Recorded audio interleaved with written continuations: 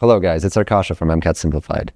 So now we're going to be discussing SN2 reactions, which is substitution nucleophilic bimolecular reactions.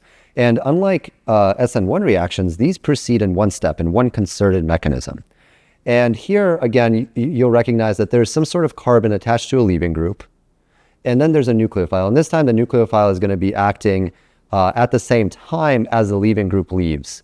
So essentially, this leaving group, this bond between the carbon and the leaving group will start to break, okay, as the leaving group begins to exit, while this nucleophile will attack from the back. This is called a backside attack, okay? It has to attack from the other side from where the leaving group is positioned for this reaction to occur. And this produces this sort of transition state, this high energy state, all right?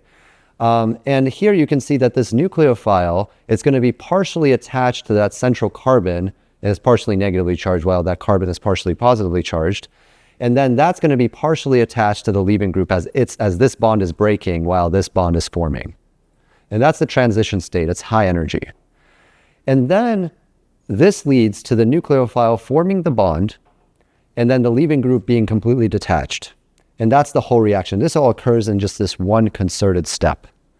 Now notice that because of that, since both the nucleophile and the substrate itself, the electrophile, are going to be in the same step, and it's all just one step, the rate law for this reaction is going to be second order with respect to both. So with respect to the nucleophile and with respect to the original substrate, right? The carbon R attached to whatever the leaving group is. And then there's K, which is the rate constant. And so that means that if you double the concentration of the nucleophile, the rate doubles. If you double the concentration of the substrate, the rate will also double. And then if you quadruple either, the rate will also quadruple. And that's, of course, in stark contrast to the unimolecular reaction, SN2, because, SN1, because there it's all just first rate with respect to the substrate itself with the leaving group. The nucleophile concentration doesn't affect the rate of that reaction for SN1. And so then you have this energy diagram. So the energy diagram is going to be showing us here that you have, again, the substrate and you have the product. And notice that in this case, there's only one transition state. And that makes sense. It's this transition state here. It forms this transition state. This bond forms, this bond forms, this bond breaks, okay? This bond forms, this bond, this leaving group leaves, and then you get the product. And that's unlike the SN1 reaction where you had two transition states because there's two steps. Now let's discuss some additional considerations for this reaction. The first is going to be the stereochemistry of it. So notice that here, when this reaction occurs, initially the hydrogen is with this solid line denoting the bond that's attaching to the carbon. This means that this hydrogen is pointing out towards us, out of the board. Well, this dashed line attaching this methyl group, that's suggesting that methyl group is going away from us. That's just the way that this is drawn in a 2D space to denote three-dimensionality of this molecule, right? So the hydrogen initially is pointing towards us and the methyl group is pointing away from us. But after the reaction occurs, after the bond to the leaving group breaks and the nucleophile is attached to it, notice that that is switched. Now the hydrogen is pointing away and the methyl group is pointing towards us. So there's actually an inversion of the stereochemistry at this carbon, right? If this carbon was initially R, it becomes S. And if it was initially S, it becomes R.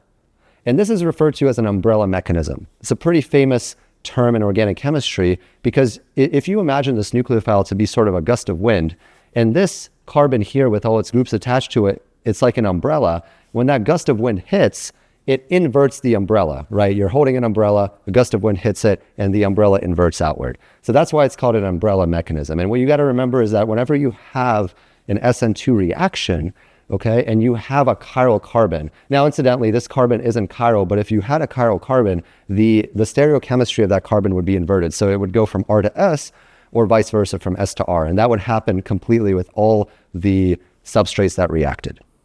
And that's, again, in stark contrast to the SN1 mechanism, because in the SN1 mechanism, you have that planar carbocation intermediate where the nucleophile can attack from either side with equal likelihood, so you get a racemic mixture rather than a complete mixture of one or the other, like in this case. Okay, and this is a commonly tested concept on the MCAT because they love stereochemistry, and they also love asking you, you know, if you have this reaction, this SN2 reaction, and you have an initial chiral carbon, what is the final, optical configuration of that carbon? And you would have to determine what the initial configuration is and realize that an SN2 reaction flips that configuration. Now, okay, so then the other thing we want to talk about is going to be the leaving group. Right, so the leaving group, it's going to be the same concept as with the SN1 reaction, where the weaker base produced, it moves to produce the weaker base, in other words. So iodide is going to be the weaker base of these four, so this one will leave more effectively than bromide, which will leave more effectively than chloride, and so on. Okay, and so that holds true for SN2 reactions just as it does for SN1 reactions. And remember, if we're not talking about halide leaving groups, and it usually is a halide that's a leaving group in these because it's usually alkyl halides again, but generally speaking, if you go left to right in a period along the periodic table, the effectiveness of the atoms of those elements as you go left to right in the period to be leaving groups increases. So the next thing to discuss is going to be the substrate preference of SN2 reactions. And the substrate preference is exactly the opposite of that of SN1 reactions. Recall that with SN1 reactions, the leaving group detaches first from the carbon it's bound to form a carbocation intermediate. And so in order to make that more likely to happen, you want that carbocation intermediate to be as stable as possible. And it's more stable if you have more of an inductive effect due to electron donating groups surrounding that carbon. So if there's more bonds to that carbon, there's more electrons being donated to stabilize it. However, in the case of these SN2 reactions, where it's all a concerted mechanism, this nucleophile has to be able to approach this carbon with all the groups around it and bind to it, okay, through this backside attack. It has to come from the opposite side as where this leaving group is for this whole transition state to form. And for that to happen, right, you want to minimize the amount of steric hindrance between the nucleophile and the groups that are attached to this carbon. Because if this carbon had a bunch of bulky groups attached to it, like a bunch of hydrocarbon chains, then it's very unlikely for this nucleophile to be able to reach and attack that carbon from the back. So that's why primary carbons are going to be much more favored for this reaction than secondary or tertiary carbons. So it's exactly the opposite substrate preference compared to SN1 reactions.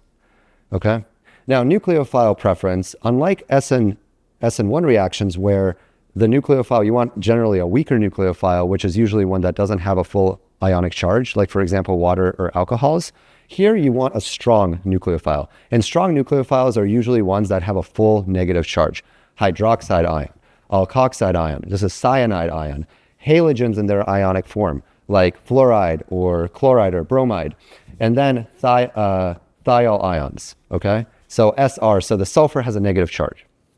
Okay, this is actually a very strong nucleophile, all right? So you want strong nucleophiles for these reactions, right? You want them to be very reactive so they just go in and they form that bond. And then you want the solvent preference as well. And unlike SN1 reactions, reminder, they want polar protic solvents because the polar protic solvents for SN1 reactions, the polar part, the polarity of that solvent allows them to stabilize the carbocation, okay? And that's through basically ion dipole interactions like we discussed in that video. But there, for SN1, you want them to be protic, so like water or ethanol, because the hydrogen bonds, the ability of that solvent to hydrogen bond will also stabilize the anionic leaving group that forms in that reaction. However, for SN2 reactions, you want a polar solvent again, but in this case, you don't want it to be able to hydrogen bond. You want it to be aprotic. And the reason is because, again, you want it to be polar in order to stabilize, in this case, the counter ion of the strong nucleophile you're introducing. Generally speaking, strong nucleophiles are going to come in the form of like a salt, like sodium hydroxide. Sodium hydroxide is usually going to be how you introduce hydroxide into a solution. But when this is introduced to a solution, you're going to get this counter ion, this cation, which is sodium, plus the negatively charged nucleophile in the form of hydroxide. And what you want is, when this sodium is formed, you want this to be stabilized in some way. And it's stabilized, again, through these ion dipole interactions, in this case, between the polar solvent and this positively charged counter ion. And You know, I talked about this in the other video about SN1 reactions where we discussed the cation being stabilized by the ion dipole interactions, the carbocation.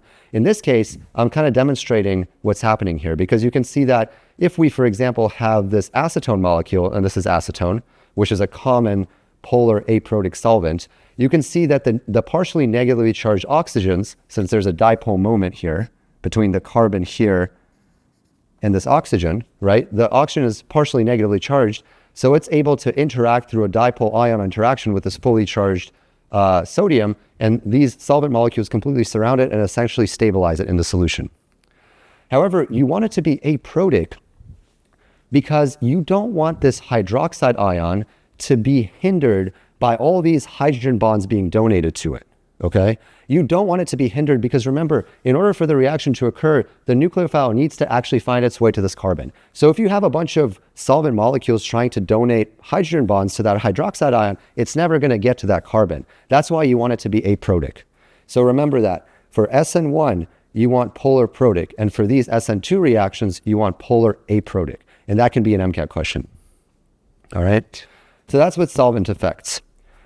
Now, just like we talked about with SN1 reactions, where E1 elimination, unimolecular elimination reactions can compete with them, for SN2 reactions, bimolecular elimination reactions, aka E2 reactions, can compete with them. And again, there's going to be a separate video for E2 reactions, so check that out. But like I said, whenever there's an elimination reaction, increasing the temperature, adding more heat to the reaction will make E2 or any elimination reaction for that matter more likely. Additionally, if the nucleophile or the slash base is very bulky, again, it's going to be very hard for it to act as a nucleophile and bind to that carbon, okay? So that also makes the elimination more likely. And then the stronger the nucleophile is as a base, right, the more likely the E2 mechanism will occur as well, and that'll make more sense in the video, okay? And then also if the substrate is more bulky, and really starting with secondary carbons and then of course tertiary carbons, those are usually too bulky for the SN2 reaction to occur in appreciable amounts, and it's really the E2 reaction that predominates, all right? And really, when you start considering E2 reaction competing with SN2, the primary carbons are the ones that really react primarily through SN2, but when you get to secondary carbons, the E2 starts to predominate. Now, the last thing is I'm going to present this example reaction just to kind of summarize things about everything we've sort of talked about. So here we're going to have this hydrocarbon chain, okay, attached to this bromide molecule, okay, or sorry, this bromide group. So this is going to be the leaving group, right? And this is going to be the carbon that it's attached to. And notice that it's going to be in this solvent, DMSO. So DMSO is another very common polar aprotic solvent. And again, because we want this SN2 reaction to occur, we're using a polar aprotic solvent. DMSO is a very common one, so have that one memorized. Acetone is another very common one. And then we're going to introduce NaOH, so sodium hydroxide, and that's going to be our strong nucleophile that we're introducing right here. And remember, it's going to break down like this. And then when it breaks down like this, the sodium cation is going to be stabilized by the DMSO because it's polar. Okay, but because DMSO is aprotic, it can't donate hydrogen bonds, the hydroxide ion is not going to be inhibited or hindered by all these hydrogen bonds attempting to be given to it. So it can get to this carbon to attack it. And essentially what's going to happen, this is the mechanism, right? The hydroxide negatively charged is going to attack this more electropositive carbon here, knocking off this bromide. And it's going to replace it to form this alcohol and then this bromide anion. And that's the reaction. Okay, so I think that really sums it all together nicely. So that's it for SN2 reactions. Check out our website at mcatsimplified.com.